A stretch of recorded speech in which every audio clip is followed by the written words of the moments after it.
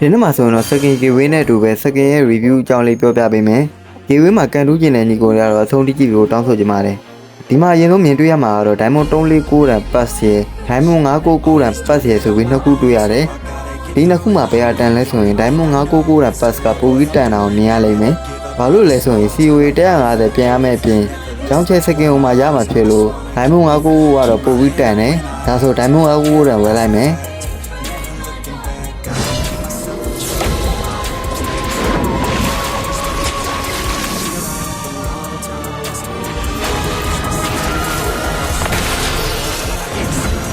Let vengeance မြင်ရတဲ့အတိုင်းပဲဒီက second intro animation ကတော်တော်လေးလှတော့မြင်ရတယ်။နောက်ထပ်ရောက်ချင် second ကဘယ်လောက်ထိလှမလဲ။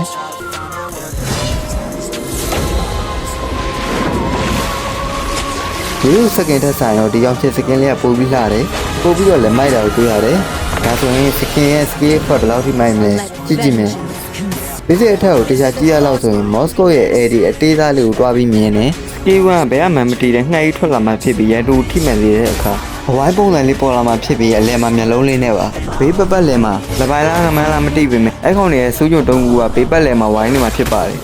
စကေတူက9တုံးအောင်ခုံအောင်မှဖြစ်ပြီးနောက်မှလည်း9တိတိလေးတွေကလိုက်လာပါတယ်အဲ့ဒီမိန်းမှာလည်း9ကြီးတကောင်ကရေထဲကိုခုန်ချသွားမှဖြစ်ပြီးဘေးပတ်ပတ်လဲမှာလည်းရေပွေးလက်တက်လေးခုလည်းမြင်ရမှာဖြစ်ပါတယ်တတိထားမိလားမသိပေမဲ့အဲ့မှာဘေးမှာမြင်ရတဲ့ငှက်ကြီးကလည်း9တစ်ပိုင်းငှက်တစ်ပိုင်းပုံစံကြီးဖြစ်နေပါတယ်ဒိုင်းမွန်349တန်စကင်လို့ပြောနေပေမဲ့လည်းစကေဖာ349တန်လို့ပြောစရာမလိုအောင်လှပနေတာဖြစ်ပြီးဒီရဲ့349တန် pass တစ်ခုကိုဒီဝေးပေးရမှာဖြစ်ပါတယ်ဒီဝေးမှာပါဝင်ခြင်းတဲ့ညီကိုတွေကတော့ channel လေးကို subscribe လုပ်ရမယ်အောက်ကကောင်းမှာကြိုက်တာရေးခဲ့အဲ့တဲကနေကြာပန်းတစ်ခုရေးပြီးတော့ဒီဝေးဖောက်ပေးမှာဖြစ်ပါတယ်ပေါက်တဲ့သူ comment မှာစာပြန်ပေးပါမယ်ပြီးရင် post လည်းတင်ပေးပါမယ်အဆုံးထိကြည့်ပြီးတဲ့ညီကိုတွေအားလုံးကျေးဇူးတင်ပါတယ်